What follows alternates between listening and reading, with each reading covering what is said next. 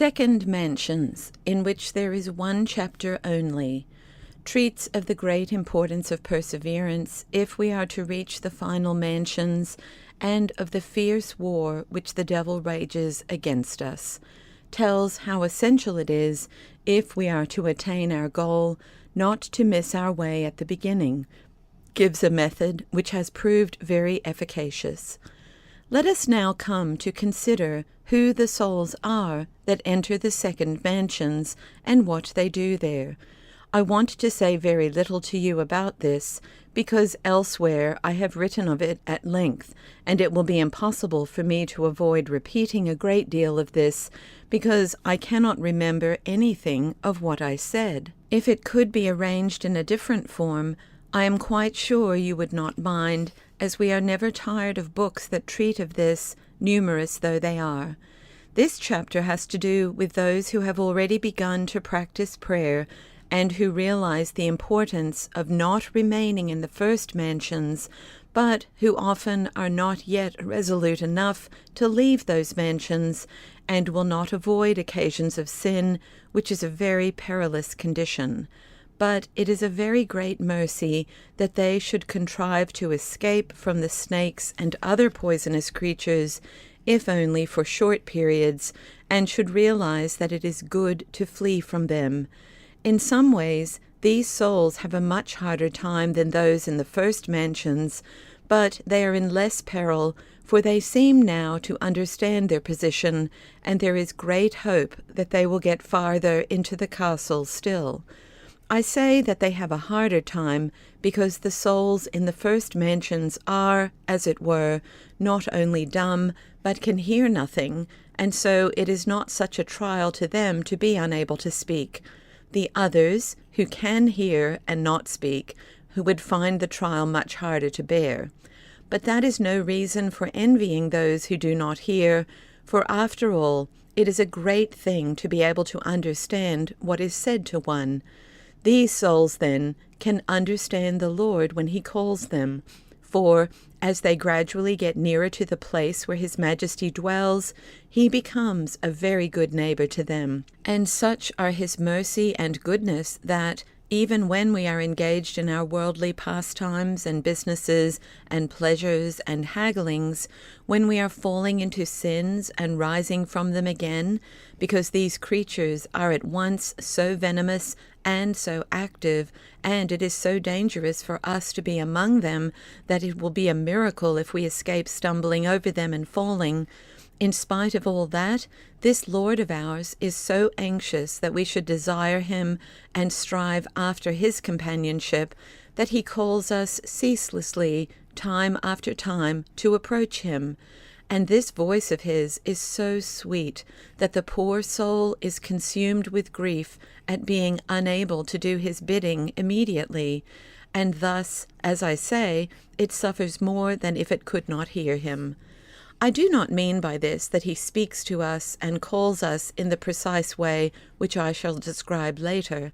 His appeals come through the conversations of good people, or from sermons, or through the reading of good books, and there are many other ways of which you have heard in which God calls us.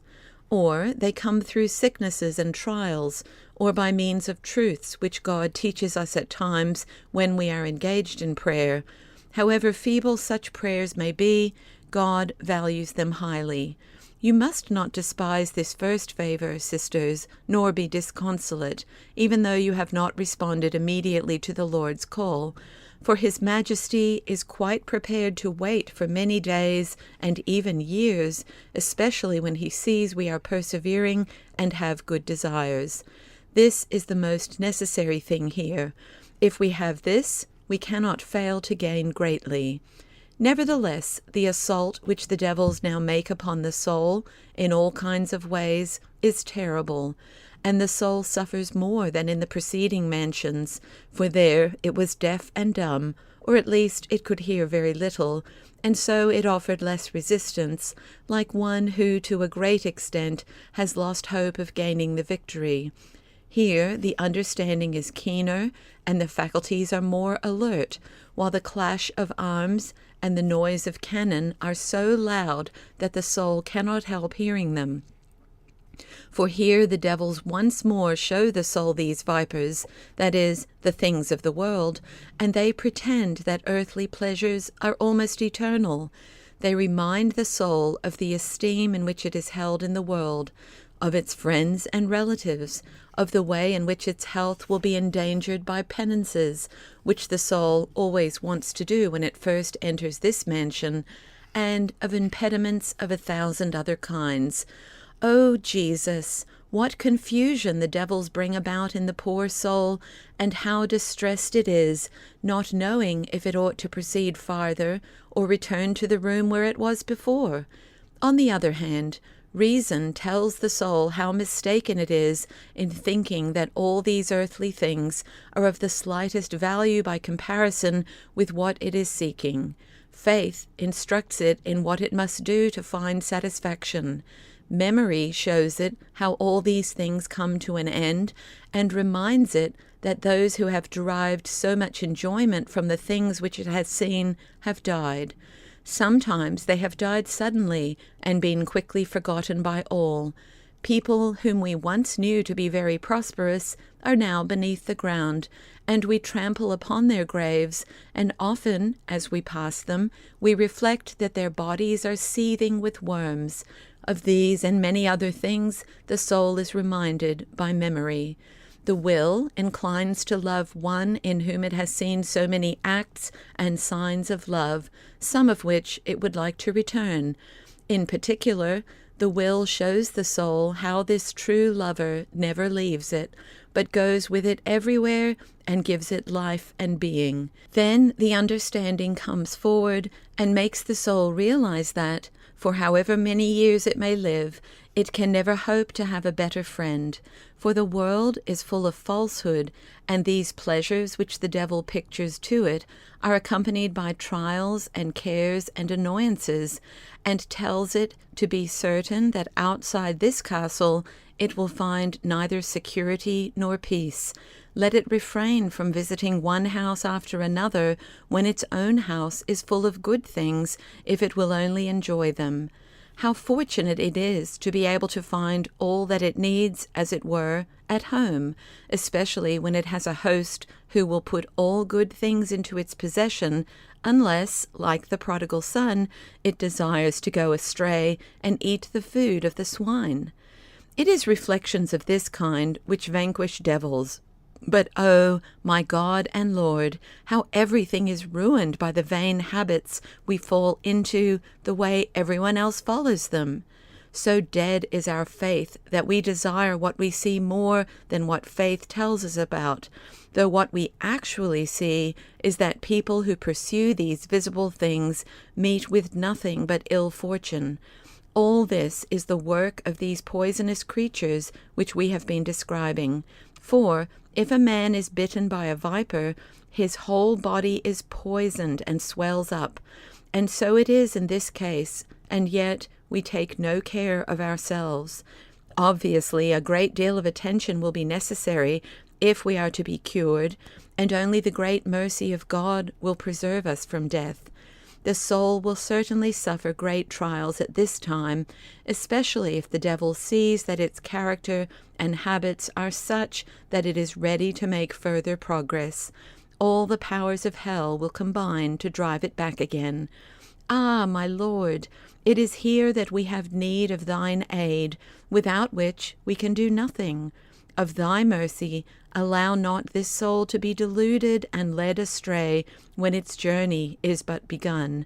Give it light, so that it may see how all its welfare consists in this, and may flee from evil companionship. It is a very great thing for a person to associate with others who are walking in the right way, to mix not only with those whom he sees in the rooms where he himself is, but with those whom he knows to have entered the rooms nearer the center, for they will be of great help to him, and he can get into such close touch with them that they will take him with them. Let him have a fixed determination not to allow himself to be beaten, For if the devil sees that he has firmly resolved to lose his life and his peace and everything that he can offer him rather than to return to the first room, he will very soon cease troubling him. Let him play the man, and not be like those who went down on their knees in order to drink when they went to battle. I forget with whom, but let him be resolute, for he is going forth to fight with all the devils, and there are no better weapons than the cross. There is one thing so important that, although I have said it on other occasions, I will repeat it once more here. It is that at the beginning one must not think of such things as spiritual favors, for that is a very poor way of starting to build such a large and beautiful edifice. If it is begun upon sand, it will all collapse. Souls which build like that will never be free from annoyances and temptations, for it is not in these mansions, but in those which are farther on, that it rains manna. Once there, the soul has all that it desires, because it desires only what is the will of God. It is a curious thing. Here we are, meeting with hindrances and suffering from imperfections by the thousand, with our virtues so young that they have not yet learned how to walk. In fact, they have only just been born. God grant that they have even been born at all. And yet we are not ashamed to be wanting consolations in prayer and to be complaining about periods of aridity. This must not be true of you, sisters. Embrace the cross which your spouse bore upon his shoulders, and realize that this cross is yours to carry too. Let her who is capable of the greatest suffering suffer most for him, and she will have the most perfect freedom. All other things are of quite secondary importance. If the Lord should grant them to you, give him heartfelt thanks. You may think that you will be full of determination to resist outward trials if God will only grant you inward favors. His Majesty knows best what is suitable for us. It is not for us to advise him what to give us, for he can rightly reply that we know not what we ask.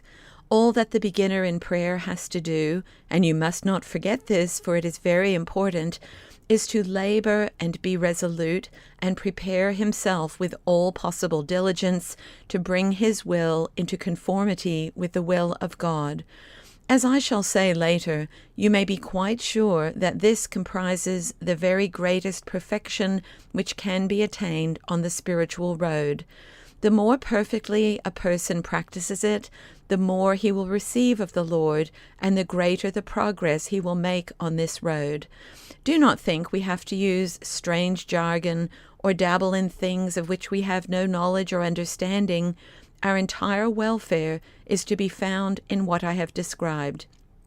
If we go astray at the very beginning and want the Lord to do our will and to lead us just as our fancy dictates, how can this building possibly have a firm foundation? Let us see that we do as much as in us lies and avoid these venomous reptiles, for often it is the Lord's will that we should be persecuted and afflicted by evil thoughts which we cannot cast out, and also by aridities. And sometimes he even allows these reptiles to bite us, so that we may learn better how to be on our guard in the future, and see if we are really grieved at having offended him. If then you sometimes fall, do not lose heart or cease striving to make progress, for even out of your fall God will bring good, just as a man selling an antidote will drink poison before he takes it in order to prove its power. If nothing else could show us what wretched creatures we are and what harm we do to ourselves by dissipating our desires, this war which goes on within us would be sufficient to do so and to lead us back to recollection. Can any evil be greater than the evil which we find in our own house? What hope can we have of being able to rest in other people's homes if we cannot rest in our own? For none of our friends and relatives are as near to us as our faculties, with which we have always to live, whether we like it or not, and yet our faculties seem to be making war upon us, as if they were resentful of the war made upon them by our vices. Peace, Peace, said the Lord, my sisters, and many a time he spoke words of peace to his apostles. Believe me, unless we have peace and strive for peace in our own home, we shall not find it in the homes of others. Let this war now cease. By the blood which Christ shed for us, I beg this of those who have not begun to enter within themselves, and those who have begun to do so must not allow such warfare to turn them back. They must realize that to fall a second time is worse than to fall once. They can see that it will lead them to ruin. Let them place their trust not in themselves, but in the mercy of God, and they will see how His Majesty can lead them on from one group of mansions to another, and set them on safe ground where these beasts cannot harass or hurt them. For He will place the beasts in their power and laugh them to scorn. And then they themselves, even in this life, will enjoy many more good things than they could ever desire. As I said, first of all, I have already written to you about how you ought to behave when you have to suffer these disturbances with which the devil torments you, and about how recollection cannot be begun by making strenuous efforts, but must come gently, after which you will be able to practice it for longer periods at a time. So I will say no more about this now, except that it is very important for you to consult people of experience, for otherwise you will imagine that you are doing yourselves great harm by pursuing your necessary occupations. But, provided we do not abandon our prayer, the Lord will turn everything we do to our profit, even though we may find no one to teach us. There is no remedy for this evil of which we have been speaking, except to start again at the beginning. Otherwise, the soul will keep on losing a little more every day. Please God that it may come to realize this. Some of you might suppose that, if it is such a bad thing to turn back, it would have been better never to have begun, but to have remained outside the castle. I told you, however, at the outset, and the Lord Himself says this, that he who goes into danger shall perish in it, and that the door by which we can enter this castle is prayer.